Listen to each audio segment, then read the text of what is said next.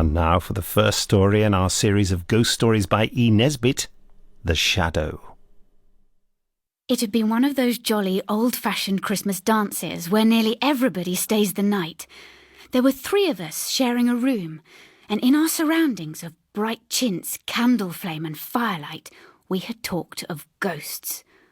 Well, we none of us actually believed in ghosts, of course, but my heart at least seemed to leap to my throat and choke me there when a tap came to our door. A tap faint, not to be mistaken. "Who's there?" I asked, somewhat hesitantly. I give you my word, the instant of suspense that followed is still reckoned among my life's least confident moments.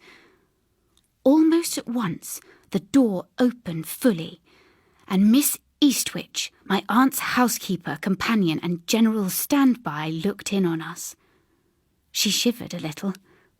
So did we, for in those days corridors were not warmed by hot water pipes, and the air from the door was keen. "I saw your light," she said at last, "and I wondered how she is." Her glance turned towards the door of the dressing room. Another girl, who had fainted suddenly during the dance, had been put to bed there. "She's fast asleep," I said. I should have added a good night, but the other 2, who were both younger than me, were already on their feet. "Come in," the younger of them cried. "Yes, come in," echoed the other. "Come in and get warm. There's lots of cocoa left." They drew Miss Eastwich in and shut the door. "We've been telling ghost stories," I explained. "The worst of it is, we don't believe in ghosts. No one we know has ever seen one." "All ghost stories are so beautifully rounded off," said Miss Eastwich. "The most horrid ghost story I ever heard was one that was quite silly." The other 2 squealed with delight. "Tell it! Oh, do tell it!" "I can't. There's really nothing to tell," Miss Eastwich said slowly. "In fact, the only thing that I ever knew of was hearsay." She paused. "Till just the end. I knew then that she would tell her story, and I knew too that she had never told it before, that she was only telling it now because she was proud, and this seemed the only way to pay for the fire and the cocoa and the company. "Well," she said, "it was more than 20 years ago now. I had 2 friends, and I loved them more than anything in the world, and they married each other." She paused, and I knew just in what way she had loved each of them. After they were married, I did not see much of them for a year or 2, and then he wrote and asked me to come and stay, because his wife was ill, and I should cheer her up, and cheer him up as well, for it was a gloomy house, and he himself was growing gloomy too. Well, I went. The address was in Lee, near London. The house didn't look gloomy. It was a smart new villa, with iron railings and a brightly coloured tiled front path. Well, they were very glad to see me, and I was very glad to be there. She went to bed early and asked me to keep him company through his last pipe, so we went into the dining room and sat in the 2 armchairs on each side of the fireplace. He sat looking into the fire. Presently he said, "Margaret, this is a very peculiar house." He always called me Margaret. You see, we'd been such old friends. I told him I thought the house was very pretty and fresh and homelike. He said, "It is new. That's just it. We're the first people who've ever lived in it. If it were an old house, I should think it was haunted." I asked if he had seen anything. "No," he said, "not yet." "Heard then?" said I. "No, not heard either," he said. "But something follows me about. Only when I turn round, there's never anything, only my shadow. And I always feel that I shall see the thing next minute, but I never do, not quite. It's always just not visible." "Has Mabel seen or heard anything?" I asked. He shook his head. No, but I don't know when she may. And you know Mabel. She's like a little bird on a flower. You were always so sensible and strong-minded." I said yes, of course. Then he said he thought I could help him. And did I think anyone he had wronged could have laid a curse on him? And did I believe in curses? I said I didn't. And the only person anyone could have said he had wronged forgave him freely. I knew if there was anything to forgive. At first, when I began to notice things, I tried to think that it was his talk that had upset my nerves. It wasn't only at night, but in broad daylight. On the stairs and in passages, the feeling used to be so awful that I had to bite my lips till they bled to keep myself from running upstairs at full speed. One night, I went down to the kitchen to heat some milk for Mabel. The servants had gone to bed. As I stood by the fire, waiting for the milk to boil, I glanced through the open door and along the passage. There was a cupboard at the end of the passage, and the door was partly open. I said, "Mabel?" But not because I thought it could be Mabel who was crouching down there, half in and half out of the cupboard. The thing was grey at first, and then it was black. Then it seemed to sink down till it lay like a pool of ink on the floor, and then its edges drew in, and it flowed into the cupboard till it was all gathered into the shadow there. I saw it go quite plainly.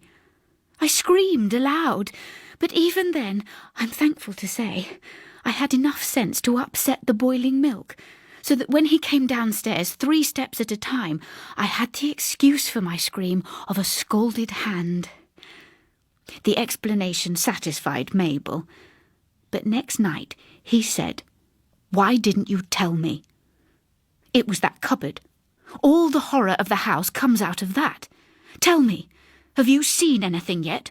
Or is it only the nearly seeing and nearly hearing still? I said, "Well, you must tell me first what you've seen." He told me. And what he had seen was what I had seen. After that, I hated to be alone with the shadow, because at any moment I might see something that would crouch and sink and lie like a black pool, and then slowly draw itself into the shadow that was nearest. Often that shadow was my own, and always I saw it with a straining of the eyes, as if my sight to see it had to be strained to the uttermost. And then, one morning, early, I heard it. It was close behind me, and it was only a sigh. It was worse than the thing that crept into the shadows. I couldn't have borne it if I hadn't been so fond of them both. But I knew in my heart that if he had no one to whom he could speak openly, he would go mad or tell Mabel. And the weeks went by, and Mabel's baby was born. The nurse and the doctor said that both mother and child were doing well. He and I sat late in the dining room that night. We had neither of us seen or heard anything for 3 days. Our anxiety about Mabel was lessened. We talked of the future. It seemed then so much brighter than the past. We arranged that the moment she was fit to be moved, he should take her away to the sea, and I should superintend the moving of their furniture into the new house he had already chosen. He was happier than I had seen him since his marriage, almost like his old self. When I said good night to him, he said a lot of things about my having been a comfort to them both. I hadn't done anything much, of course, but still, I am glad he said them. I went upstairs. As I passed Mabel's room, I listened at the door. Everything was quiet. I went on towards my own room, and in an instant I felt that there was something behind me. I turned. It was crouching there. It sank. And as the black fluidness of it seemed to be sucked under the door of Mabel's room, I heard it sigh. I ran back, opened the door and went in. The nurse and the baby were asleep. Mabel was asleep too. Oh, she looked so pretty, like a tired child. The baby was cuddled up into one of her arms with its tiny head against her side. I prayed then that Mabel might never know the terrors that he and I had known, that her ears might never hear any but pretty sounds, those clear eyes never see any but pretty sights. I did not dare to pray for a long time after that, because my prayer was answered. Mabel never saw, never heard anything more in this world. When they had put her in her coffin, I lighted wax candles round her, and I saw he had followed me. I took his hand to lead him away. At the door we both turned. It seemed to us that we heard a sigh, and at that instant we both saw it. Between us and the coffin, first grey, then black, it crouched an instant, then sank and liquefied, and was gathered together and drawn till it ran into the nearest shadow, and the nearest shadow was the shadow of Mabel's coffin. I left the next day. His mother came. She had never liked me. Miss Eastwich paused. I think she had quite forgotten us. "Did you see him again?" I whispered. "Only once," Miss Eastwich answered, and something black crouched then between him and me. His second wife, crying beside his coffin. It's not a cheerful story, is it? I think it was seeing his daughter that brought it all back. She looked towards the dressing-room door. "The girl," I whispered, "in there, is Mabel's baby." "Yes, and she is exactly like Mabel, only with his eyes." Suddenly, Miss Eastwich leapt up, her eyes straining. She was looking at something that we could not see, that seemed not quite to reach the height of the dressing-room door handle. Her eyes followed it down, down, widening and widening. Mine followed them, and did I quite see? I can't be certain, but we all heard the long-drawn, quivering sigh, followed by Miss Eastwich's dreadful, piercing cry as she caught up the candle. It dripped all over her trembling hand and staggered into the dressing-room, to the girl who had fainted during the dance, to Mabel's daughter. But it was too late. The doctor said that Mabel's daughter had died of heart disease, which she had inherited from her mother.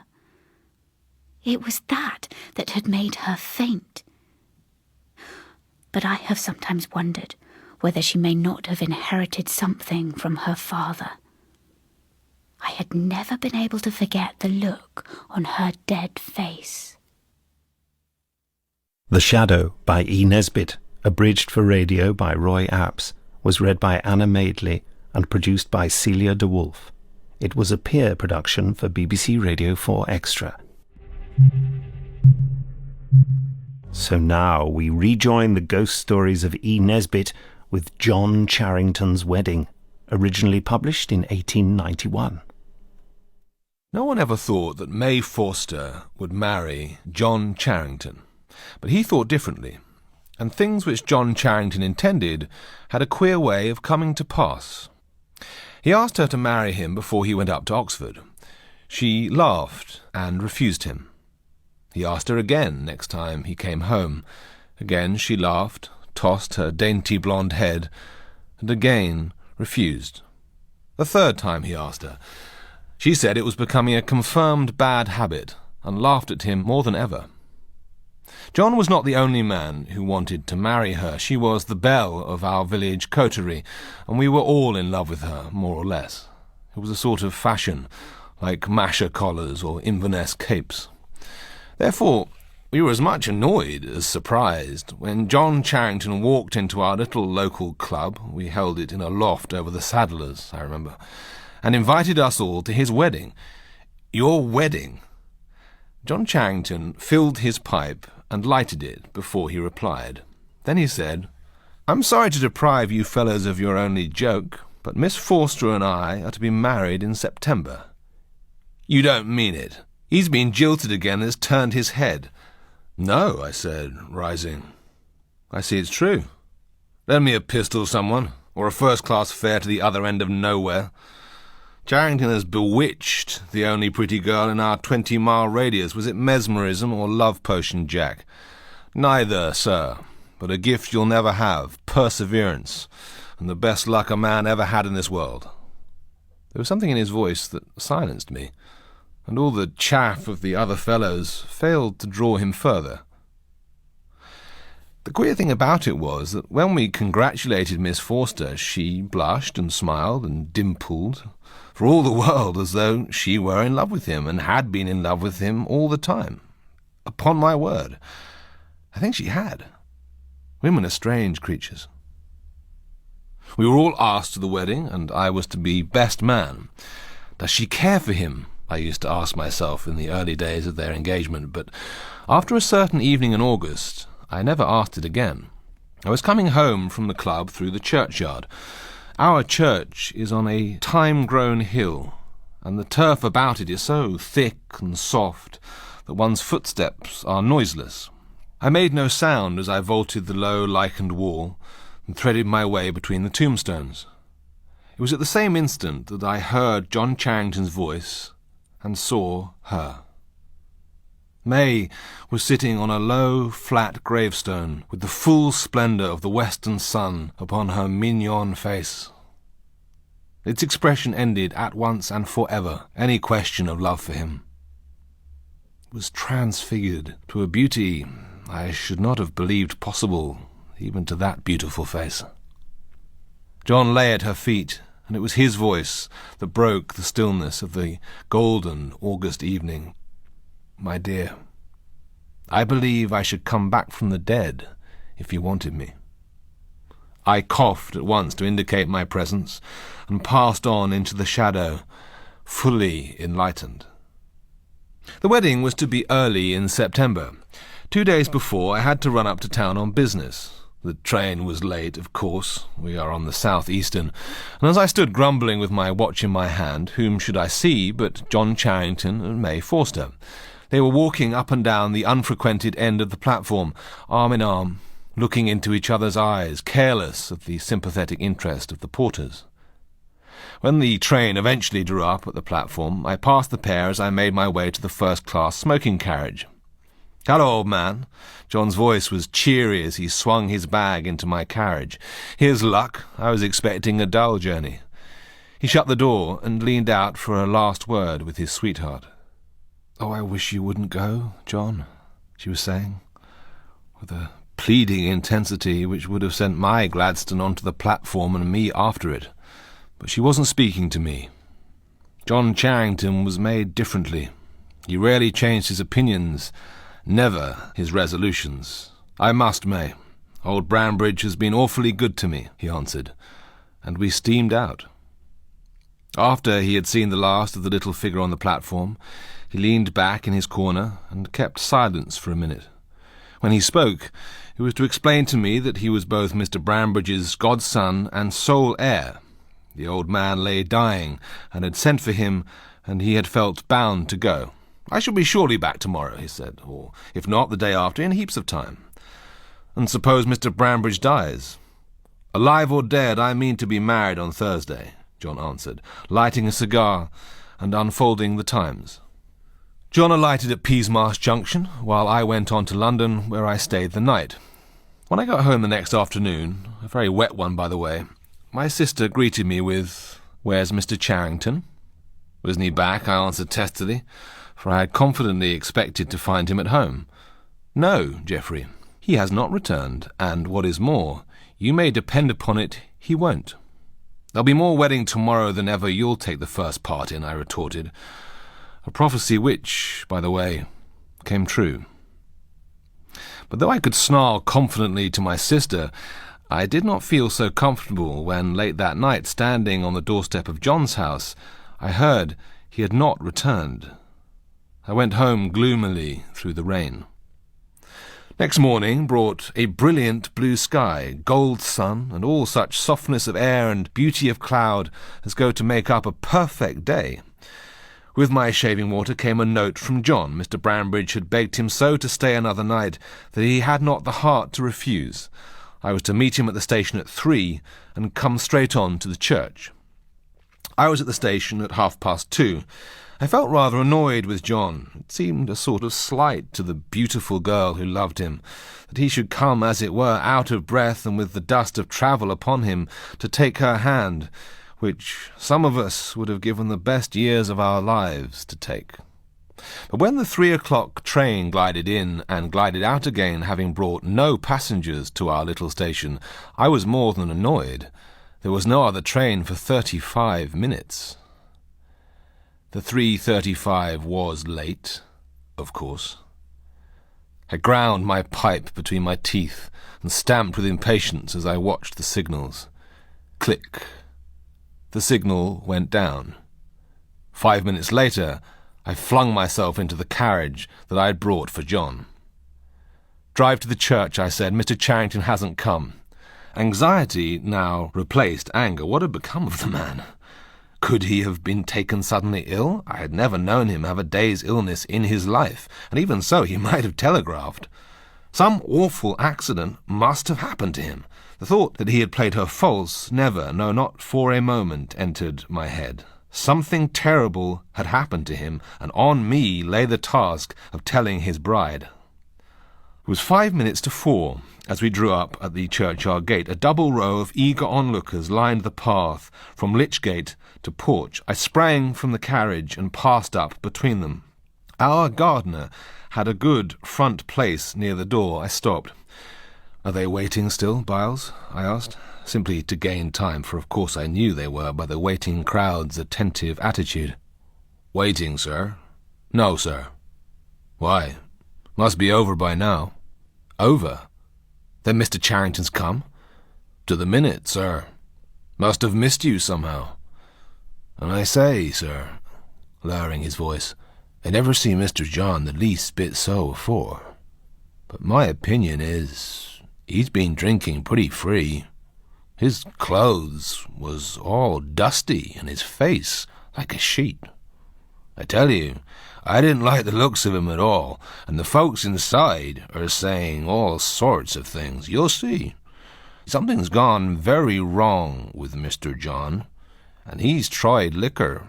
He looked like a ghost, and in he went with his eyes straight before him, with never a look or a word for none of us.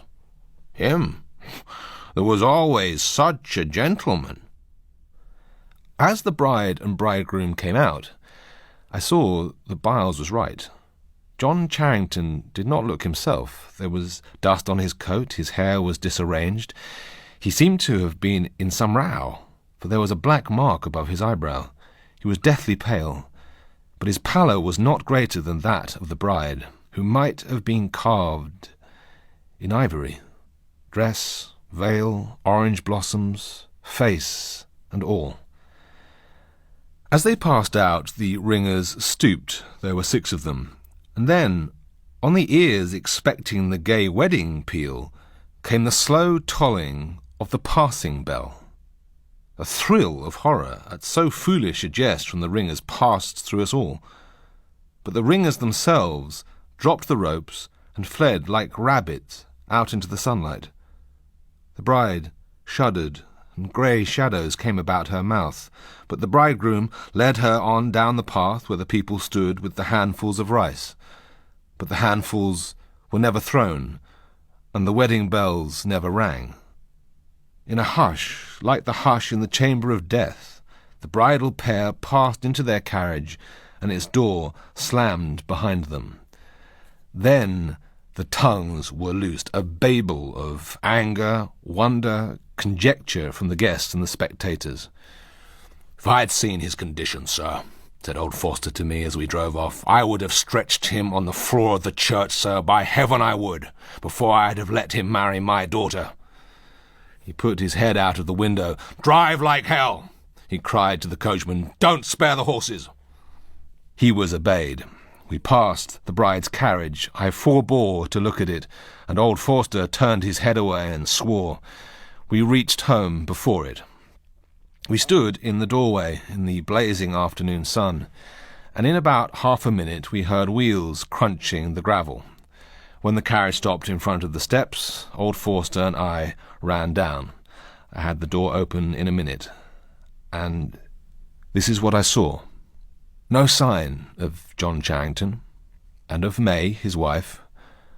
Only a huddled heap of white satin lying half on the floor of the carriage and half on the seat. "I drove straight here, sir," said the coachman, as the bride's father lifted her out, "and I'll swear no one got out of the carriage." We carried her into the house in her bridal dress and drew back her veil. I saw her face. Shall I ever forget it? White and drawn with agony and horror, bearing such a look of terror as I have never seen since, except in dreams. And her hair, her radiant, blonde hair, I tell you, was white like snow. As we stood, her father and I, half mad with the horror and mystery of it, a boy came up the avenue, a telegraph boy. They brought the orange envelope to me. I tore it open. Mr. Charrington was thrown from the dog-cart on his way to the station at 1:30, killed on the spot. And he was married to May Forster in our parish church at 3:30, in presence of half the parish. I should be married, dead or alive. What had passed in that carriage on the homeward drive? No one knows. No one will ever know. Oh, May, my dear. Before a week was over, they laid her beside her husband in our little churchyard on the thyme-covered hill, the churchyard where they had kept their love trysts. Thus was accomplished John Charrington's wedding. John Charrington's Wedding by E Nesbit was abridged for radio by Roy Apps and read by Tobias Menzies. It was produced by Celia de Wolfe and was a peer production for BBC Radio 4 Extra. The Ghost Stories of E Nesbit. Tonight's tale is The Violet Car. It was a cold and wet November afternoon when I left London to go to Charleston on the Sussex Downs. I am a nurse by profession and had been engaged by Mr. Robert Eldridge to attend on his wife. It was, he had explained, a mental case. By the time the station fly dropped me off at the house, it was early evening. The wind drove the rain almost horizontally, but although the lights glowed from curtained windows, there was no other sign of life. I felt for the knocker and rapped smartly. A bolt ground back, a key turned, and framed in the doorway were two expectant but rather anxious faces, which I took to be those of my new employer and his wife. "Come in. Oh, come in," said Mrs. Eldridge. I went in, blinking at the light. Mr. Eldridge called a servant, and between them they carried my box upstairs. Mrs. Eldridge took my arm and led me into a low, square, but homely room. In the lamplight, I turned to look at her. She was small and thin. Her hair, her face, and her hands were of the same tint of greyish yellow. "Oh, I am so glad you've come," she said very softly. "I hope I shall be able to make you comfortable." She had a gentle, urgent way of speaking that was very winning. "I'm sure I shall be very comfortable," I said, "but it is I that am to take care of you. Have you been ill long?" "It's not me that's ill, really," she said. "It's him." "I see," said I. "One must never contradict them. It only aggravates their disorder." "The reason," she was beginning when his foot sounded on the stairs and she fluttered off to get candles and hot water. He came in and shut the door, a fair, bearded, elderly man, quite ordinary. "You'll take care of her," he said. "I don't want her to get talking to people. She fancies things." "What form do the illusions take?" I asked prosaically. "She thinks I'm mad," he said. "And she can't hear things that I can hear, see things that I can see, and she can't smell things." After I'd been in the house a few days, life at the farm started to come into focus, as strange surroundings do after a while. Mr. and Mrs. Eldridge seemed to be very fond of each other, but they had a way of showing this fondness that told that they had known sorrow and had borne it together. Morning found them fairly cheerful, but after dinner, taken early, they seemed to grow more and more depressed.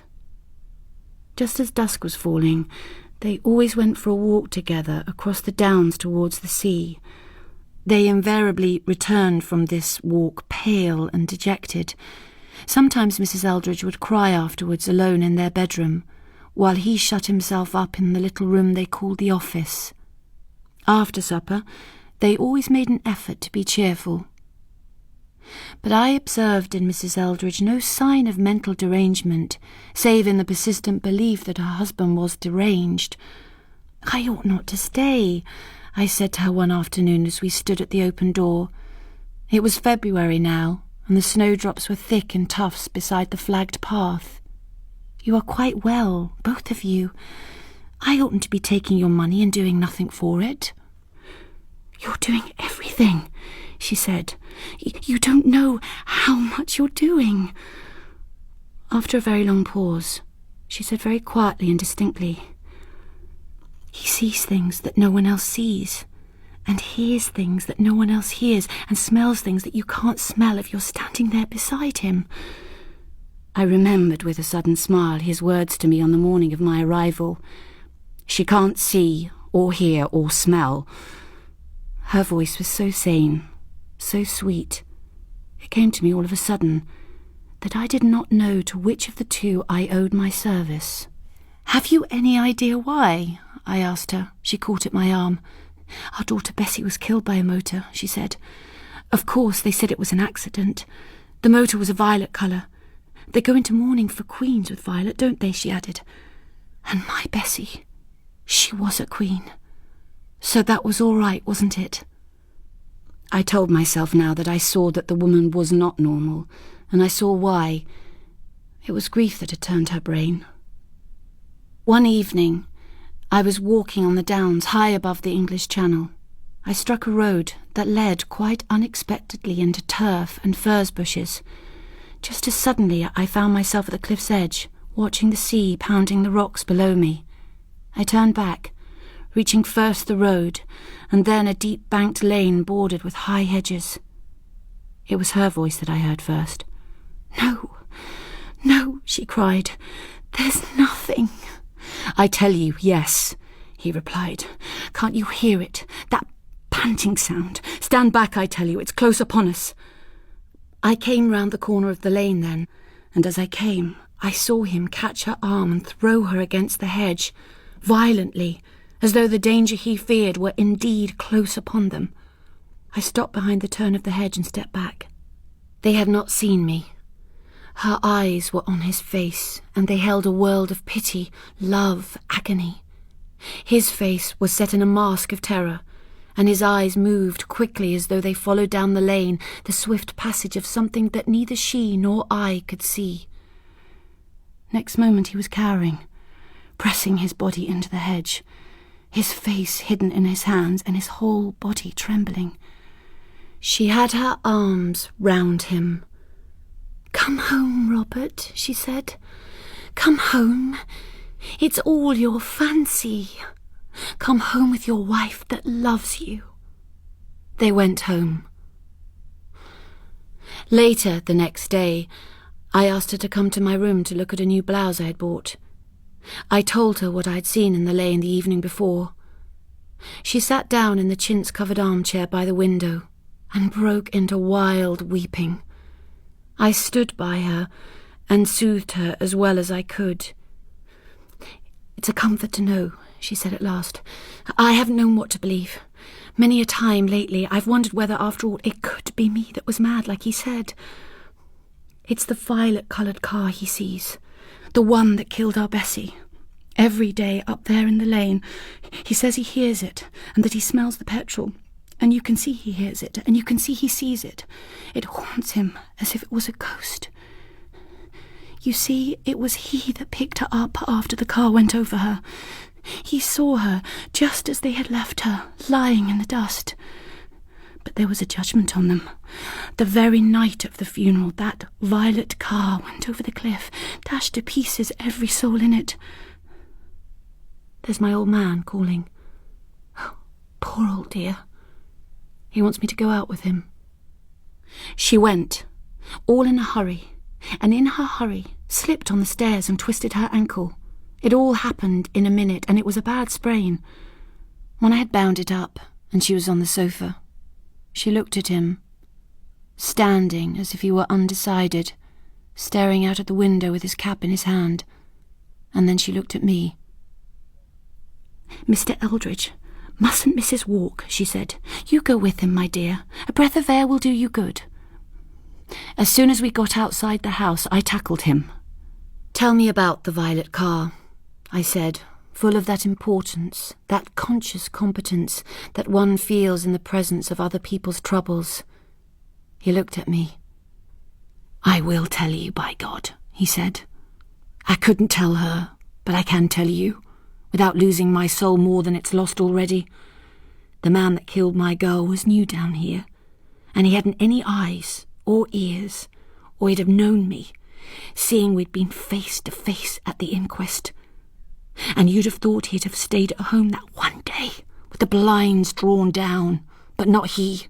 He was swirling and swivelling all about the country in his cursed car, the very time we were burying her. And at dusk, there was a mist coming up. He comes up behind me in this very lane, and I stood back, and he pulls up, and he calls out with his damned lights full in my face. 'Can you tell me the way to Hexham, my man?' says he. I didn't mean to do it, but before I knew anything I'd said it. Straight ahead, keep straight ahead. Then he was off. I ran after him to try to stop him. But what's the use of running after a car? And he kept straight on, down the lane, through the firs, and then right over the cliff. And every day since then, the car comes by, the car that nobody can see but me, and it keeps straight on. "Mr. Eldridge," I said, "you should go back home to be with your wife. She has a bad sprain. She needs you." "No," he said earnestly. "Somebody has to see that car every day as long as I live. Then I should be the one to see it tonight." "No," he repeated. "I'm the only person who deserves to see it."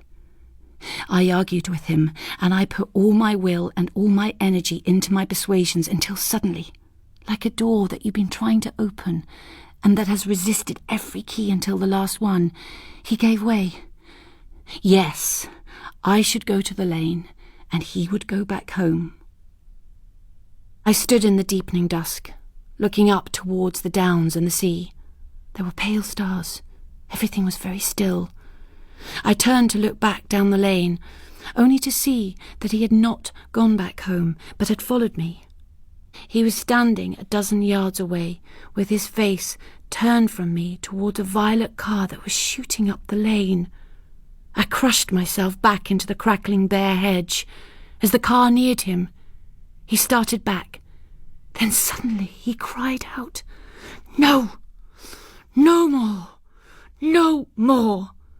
With that, he flung himself down on the road in front of the car, and its great tyres passed over him. I got to him and got his head up. He was dead. I went to a cottage where a labourer was having tea. He got some men and a hurdle. When I told his wife, the first intelligible thing she said was, "It's better for him." Whatever he did, he's paid for now. So it looks as though she'd known, or guessed, more than he had thought. I stayed with her till her death. She did not live long. You think perhaps that the old man was knocked down and killed by a real motor, which happened to come that way of all ways, at that hour of all hours, and happened to be of all colours. Violet. Well, a real motor leaves its mark on you where it kills you. But when I lifted up that old man's head from the road, there was no mark on him, no blood, no broken bones. His hair was not disordered, nor his dress. There was not even a speck of mud on him, except where he had touched the road in falling. There were no tyre marks in the mud. The motor car that killed him came and went like a shadow. As he threw himself down, it swerved a little so that both its wheels should go over him. He died, the doctor said, of heart failure. I am the only person to know that he was killed by a violet car, which, having killed him, went noiselessly away towards the sea. What's more, there was no one in that car. It was just a violet car that moved along the lanes, swiftly, silently, and empty. Charlotte Emerson was reading The Violet Car by E. Nesbit, abridged by Roy Apps. It was produced by Celia de Wolfe and was a peer production for BBC Radio 4 Extra. Tonight's story, Man Sighs in Marble. Laura and I were in Dymchurch on our honeymoon, when one day we walked out to Brenzett to see the church, and 2 fields from the church we found this pretty cottage covered in roses and jasmine. A long, low building with rooms sticking out in unexpected places. It was apparently the remains of a much bigger house that had once stood there. After a brief examination, we took it. It was absurdly cheap. The rest of our honeymoon we spent in grubbing about in second-hand shops, picking up bits of old oak and Chippendale chairs for our furnishing. After a run up to town and a visit to Liberty's, the low, oak-beamed rooms began to be home.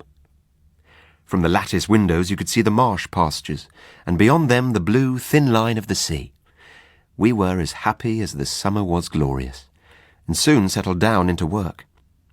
I used to paint in those days, and Laura used to write, and we felt sure we could keep the pot at least simmering.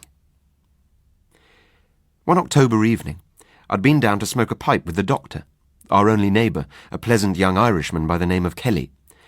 Laura had stayed at home to finish writing a comic sketch for a monthly magazine. I came in to find her sitting glumly at the kitchen table. "Mrs. Dorman has just called round," she said. "She says she's leaving us."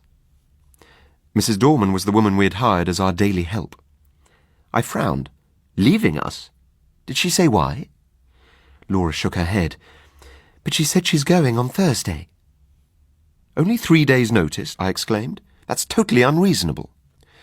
Laura sighed. "If I have to cook the dinner, and you have to carry cans of water about, and clean the boots and knives, we shall never have any time for work, or earn any money, or anything." "I'll speak to Mrs. Dorman tomorrow," I said. "I'm sure I can come to terms with her. It'll be all right. Now, why don't we take a walk up to the church?" The church was a large and lonely one, and it looked at its best on that night, for the shadows of the yew trees fell through the windows upon the floor of the nave, and touched the pillars with tattered shade. On each side of the altar lay a grey marble figure of a knight in full plate armour, with hands held up in everlasting prayer. Their names were lost, but the local story was that they had been fierce and wicked men, marauders by land and sea, who had been the scourge of their time and had been guilty of deeds so foul that the house they had lived in, the big house that had stood on the site of our cottage, had been stricken by lightning and the vengeance of heaven. But for all that, the gold of their heirs had bought them a place in the church. Looking at the bad, hard faces reproduced in the marble, this story was easily believed. The following morning I spoke to Mrs. Dorman. I told her of our dismay that she was thinking of leaving us, and inquired if perhaps her wages weren't high enough. "No, sir," she replied. "I gets quite enough. It's just that my niece is ill. But your niece has been ill ever since we came. I might be able to come back next week. But why must you go this week? I persisted. Come, out with it. Mrs. Dorman drew the little shawl which she always wore tightly across her bosom, as though she were cold. Then she said with a sort of effort, "Well, sir," she sank her voice, you may have seen in the church, beside the altar, 2 shapes." "You mean the effigies of the knights in armour?" I said cheerfully.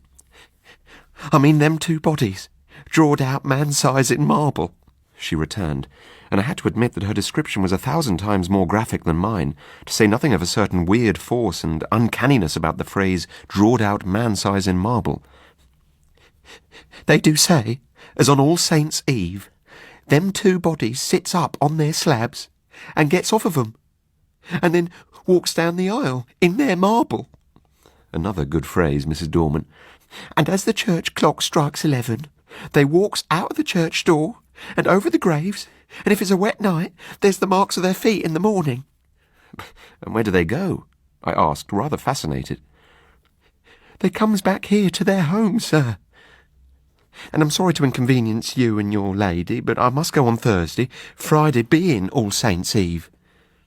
I did not tell Laura the legend of the shapes that walked in their marble, because I feared that a legend concerning our house might perhaps trouble her. Thursday passed off pretty well.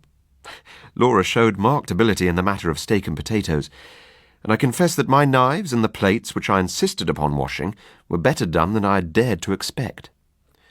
On Friday, Laura and I got up early. The housework was soon done, and we dined on cold steak and coffee. The walk we had that afternoon was, I think, the happiest time of all my life. When we had watched the deep scarlet clouds slowly pale into leaden grey against a pale green sky, and saw the white mists curl up along the hedgerows and the distant marsh, we came back to the house silently, hand in hand. Suddenly she said, "Jack, do you ever have presentiments of evil?"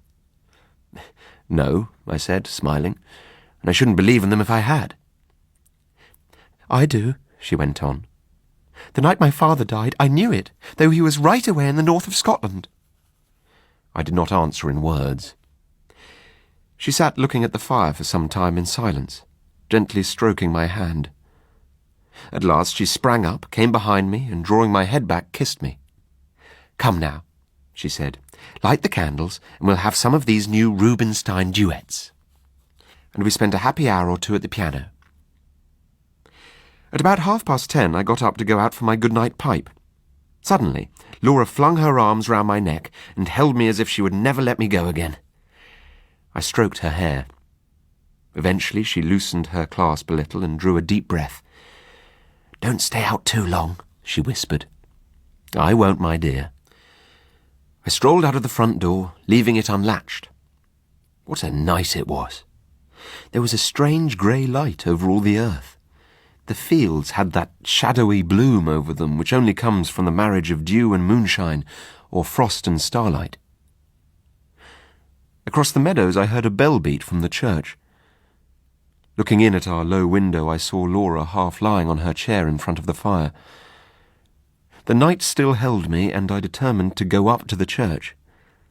I felt vaguely that it would be good to carry my love and thankfulness to that sanctuary, whither so many loads of sorrow and gladness had been borne.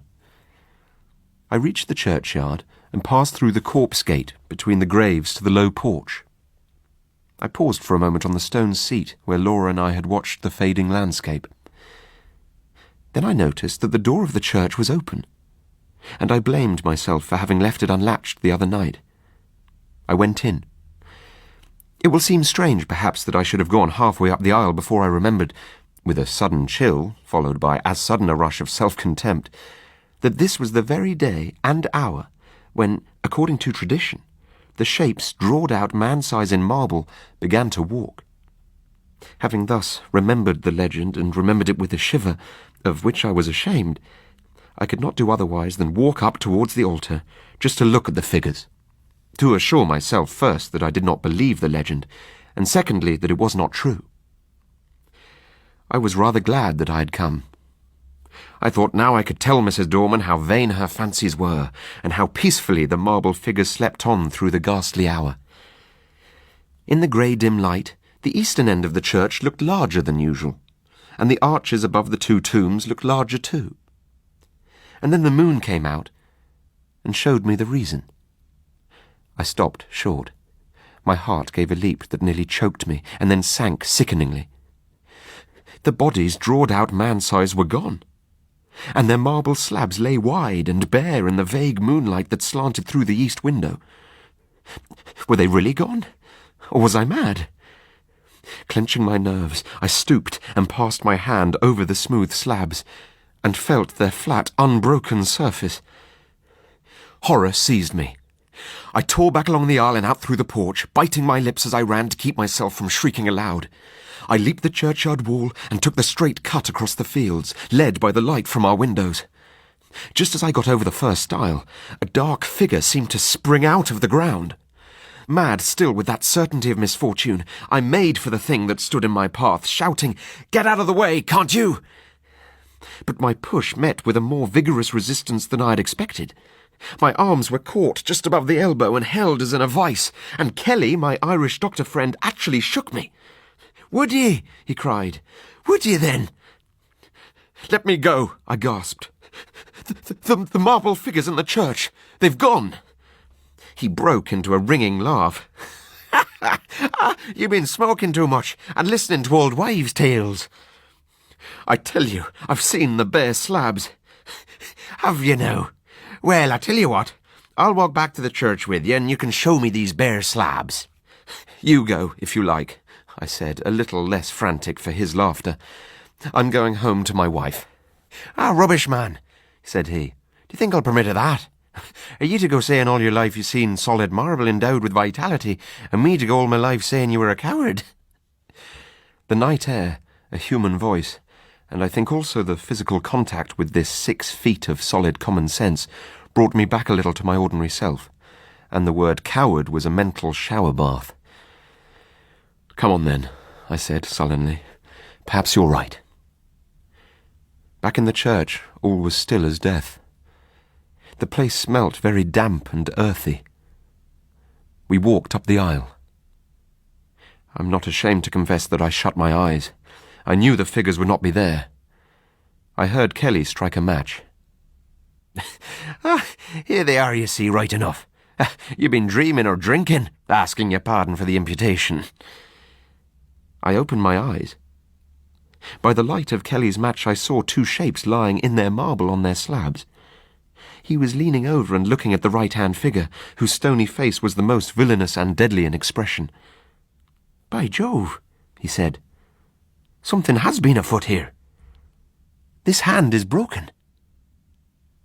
And so it was. I was certain that it had been perfect the last time Laura and I had been there. I was keen to get home, lest Laura should fret about my lateness. I invited Kelly back to take a drop of whiskey with me. We saw, as we walked up the garden path, that bright light streamed out of the front door, and presently saw that the parlour door was open too. It was all ablaze with candles, not only the wax ones, but at least a dozen guttering, glaring tallow dips, stuck in vases and ornaments in unlikely places. Light, I knew, was Laura's remedy for nervousness. We glanced round the room. The window was open, and the draught set all the candles flaring one way. Her chair was empty, and her handkerchief and book lay on the floor. I turned to the window. There in the recess, I saw her. She had fallen back across a table in the window, and her body lay half on it and half on the window seat, and her head hung down over the table, the brown hair loosened and fallen to the carpet. Her lips were drawn back, and her eyes wide, wide open. They saw nothing now. What had they seen last? I sprang to her, caught her in my arms, and cried, "It's all right, Laura, I've got you safe." She fell into my arms in a heap. I clasped her and kissed her and called her by all her pet names. But I think I knew all the time that she was dead. Her hands were tightly clenched. In one of them she held something fast. When I was quite sure that she was dead, and that nothing mattered at all any more, I let Kelly open her hand to see what she held. It was a grey marble finger. Man's Size in Marble by E Nesbit, abridged by Roy Apps, was read by Harry Haddon Patton and produced by Celia de Wolfe. It was a peer production for BBC Radio 4 Extra. Tonight's chilling tale, The Ebony Frame. When my Aunt Dorcas died and left me $700 a year and a furnished house in Chelsea, I felt that life had nothing left to offer except immediate possession of the legacy. Even Mildred Mayhew, whom I had hitherto regarded as my life's light, became less luminous. I was not engaged to Mildred, but I lodged with her mother and gave her gloves when I could run to it, which was seldom. I meant to marry her some day. Before the gloss was off my new mourning, I was seated in my aunt's armchair in front of the fire in the drawing-room of my own house. The room was comfortably furnished with rosewood and damask. On the walls hung a few fairly good oil paintings, but the space above the mantelpiece was disfigured by an exceedingly bad print, The Trial of Lord William Russell. The frame, though, beautifully and curiously carved in fine ebony, was as fine as the print was poor. Jane, my aunt's housemaid who had come in with the lamp, noted my interest. "Mistress only bought that picture 2 days before she was took ill," she said. "But the frame she got out of the attic. There was a picture in it. That's upstairs too, but it's that black and ugly it might as well be a chimney back." Directly after breakfast next morning, I paid a visit to the attic. After some searching, I found the picture as black as the chimney back. I took it downstairs carefully and examined it. Neither subject nor colour was distinguishable. It seemed to be painted on a very thick panel, bound with leather. But why? Then the truth dawned on me. I tore off the leather binding, and the panel divided and fell to the ground in a cloud of dust. There were 2 pictures. They had been nailed face to face. I studied the first one in some amazement, for it was of myself. A perfect portrait, no shade of expression or turn of feature wanting, but in the dress men wore when James I was king. When had this been done? And how?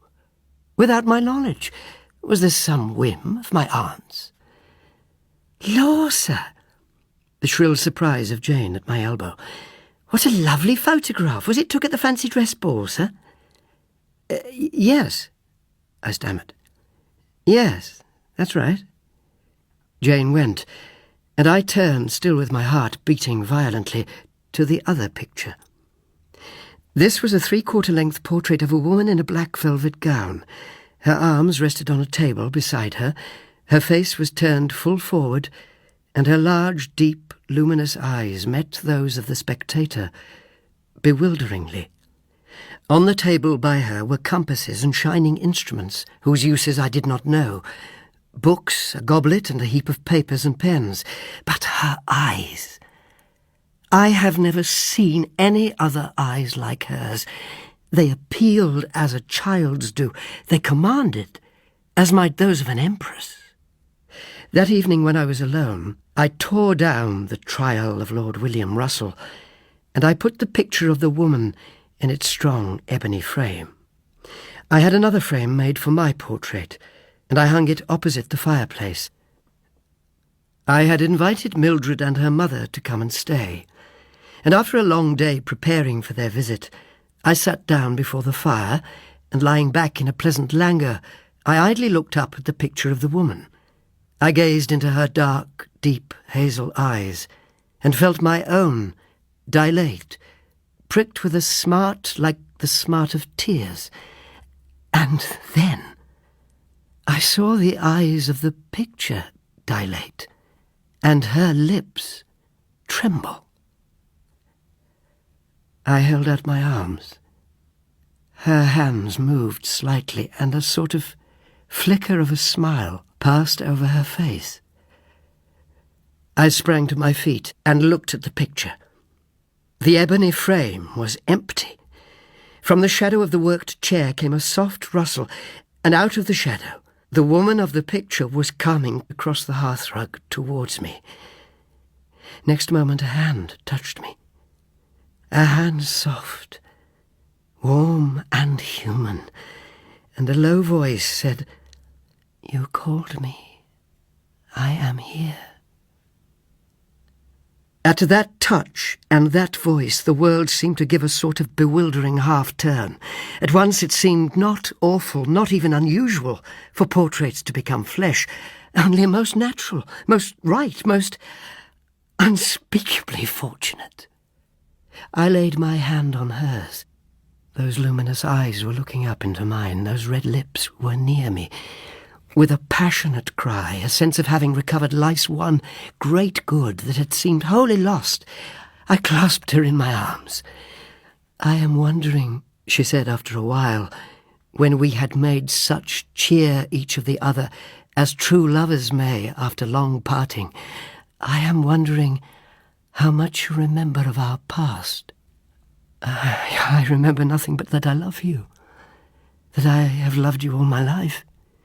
She leaned down towards me, her arm lay on my neck, and drew my head till it rested on her shoulder.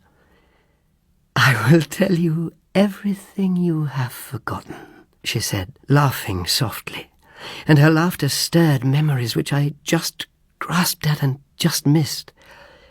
"We loved each other. Ah, no, you have not forgotten that. And when you came back from the wars, we were to be married. Our pictures were painted before you went away, but then, because I had looked at the stars and gained more knowledge than other women, they must needs bind me to a stake and let me be eaten by the fire, and you far away." And her whole body trembled and shrank. "The night before they were to burn me," she went on, "the devil came to me, and I sold my soul to eternal flame. But my sin was for you. You see, the price I got was the right to come back to you through my picture as long as my picture stayed in its ebony frame. That frame was not carved by man's hand. My mother in her anguish had our pictures covered from sight. When you came home, they lied to you, and you married another woman. But some day I knew you would walk the world again, and that I should find you. And through all these years your face was against mine." She paused. "There was another gain," she said slowly, "I gave my soul for. It is this. If you also will give up your hopes of heaven, as I gave up mine for you, I can remain a woman. I can remain in your world. I can be your wife. After all these years, at last. If I sacrifice my soul," I said, "I win you."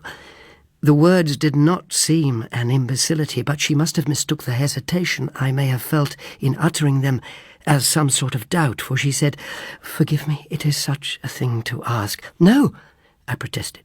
"Sacrificing my soul to win you? Why, it's a contradiction in terms. You are my soul." But she shook her head. "I will return tomorrow night," she said. 12 is a ghost's time, isn't it? "And if you are decided then to give up your hopes of heaven, I shall live with you, and die and be buried, and there will be an end of me. But we shall live first, and oh, how we shall live." I laid my head on her knee.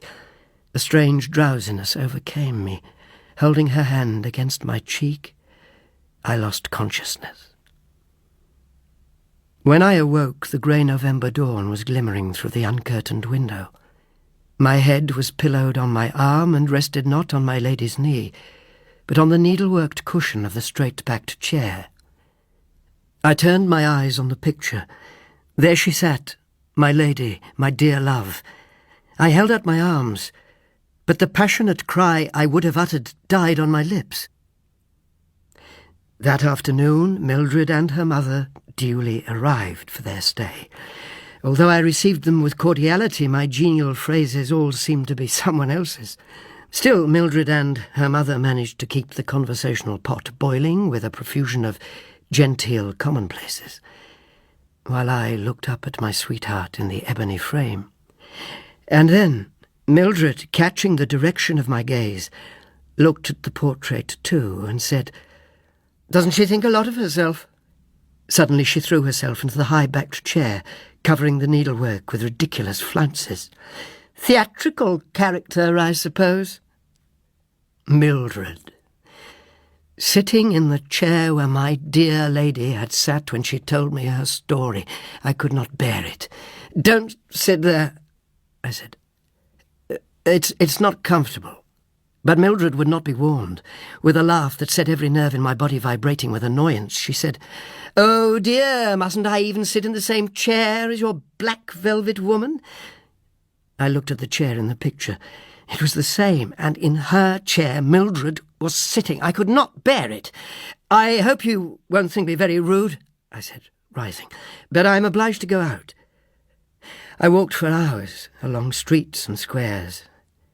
Mildred was utterly forgotten. My lady of the ebony frame filled my heart and soul and spirit. As I heard 11 boom through the fog, I turned and went home. When I got to my street, I found a crowd surging through it, a strong red light filling the air. The house was on fire. Mine! I elbowed my way through the crowd. As I sprang up the steps, I saw Mildred leaning out of the first-floor window, wringing her hands. "Come back, sir," cried a fireman. "We'll get the young lady out right enough." "But my lady—" The stairs were crackling, smoking, and as hot as hell. As I reached the first floor, I felt arms about my neck. "Save me," a voice whispered.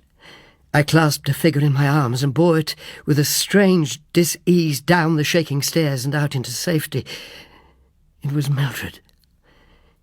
I knew that directly I clasped her. "Now, sir, everyone's safe. Please, stand back," ordered the fireman, taking my arm. I sprang from his hands and I leapt up the steps. As I crawled up the stairs, the whole horror came to me.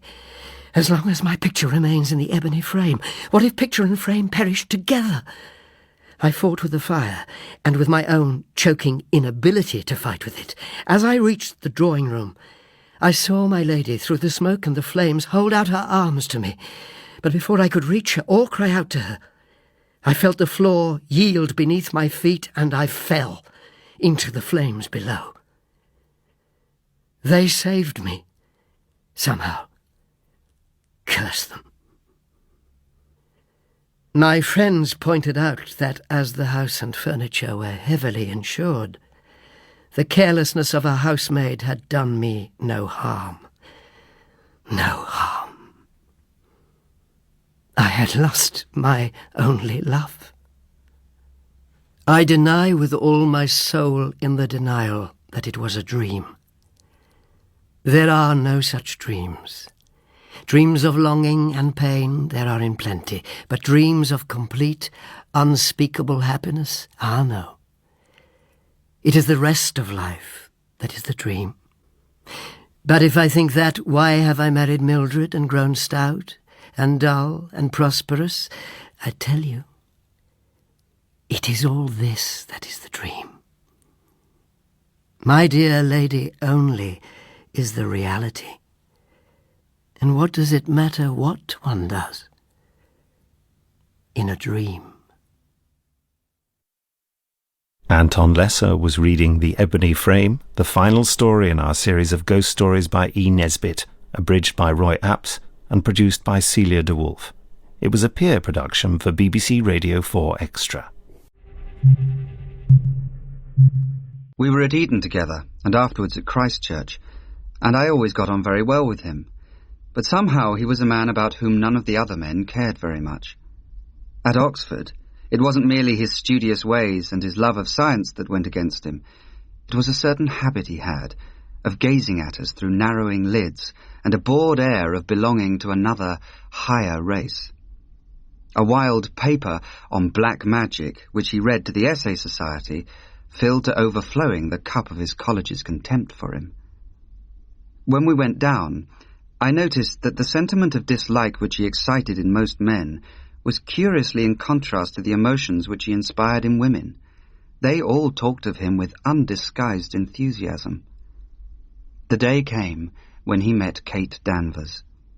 She behaved like all the rest of the women, and to her, quite suddenly, Hurst threw the handkerchief. His family was good, and his means not despicable, so he and she were conditionally engaged. People said it was a poor match for the beauty of the county, and her people, I know, hoped she would think better of it. As for me, well, this is not the story of my life, but of his. I need only say that I thought him a lucky man. I went to town to complete the studies that were to make me a doctor. Hurst went abroad to study hypnotism and prepare notes for his book on black magic. This came out in the autumn and had a strange and brilliant success. In the spring, they were married. I was not present at the wedding. The practice my father had bought for me in London claimed all my time, I said. It was more than a year after their marriage that I had a letter from Hurst. "Congratulate me, old man. Crowds of uncles and cousins have died, and I am Hurst of Hurstcote. The place is all to pieces, but we can't live anywhere else.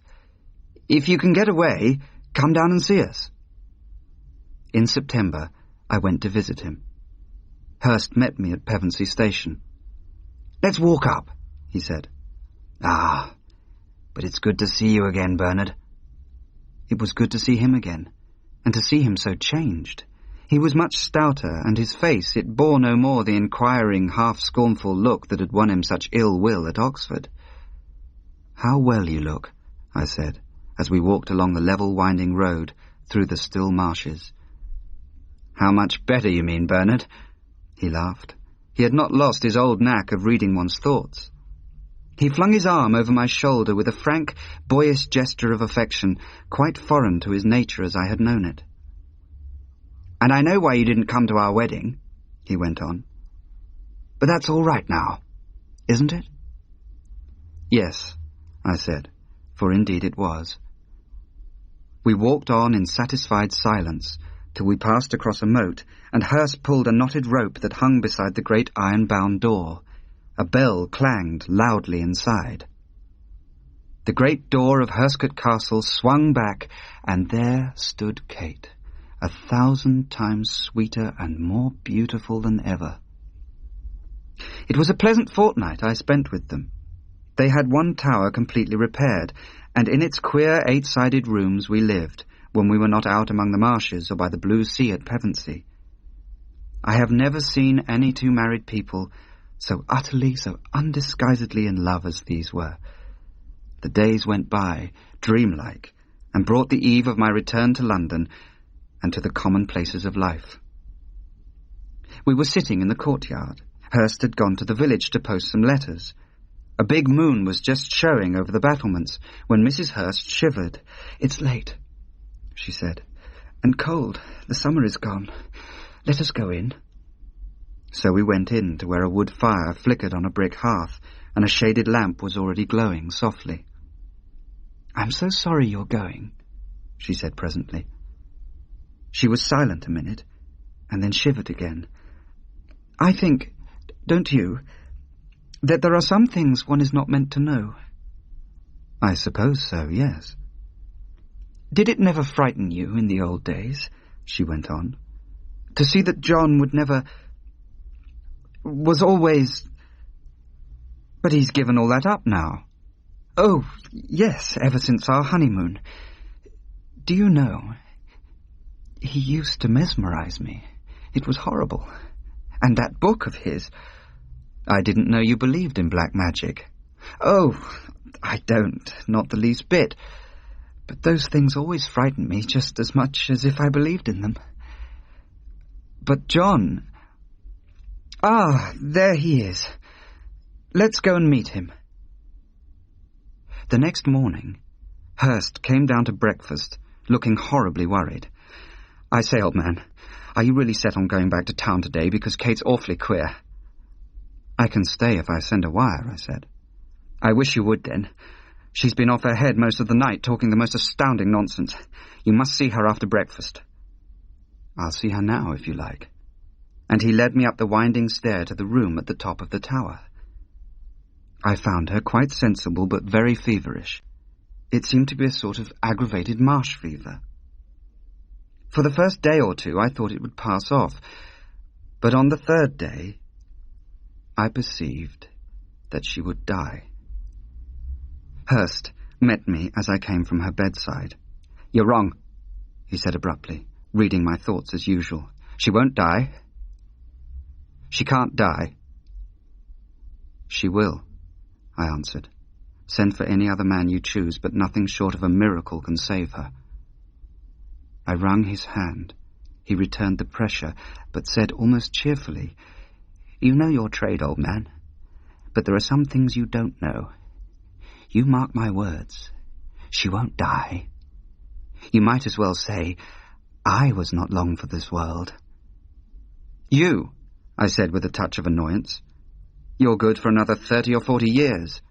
"Exactly," he rejoined quickly, "and so is she. Her life's as good as mine." At dusk, on the next day, she died. He was with her. She had been unconscious for some time when suddenly she raised herself in bed and cried out in a tone of acutest anguish, "John, John, let me go, for heaven's sake, let me go."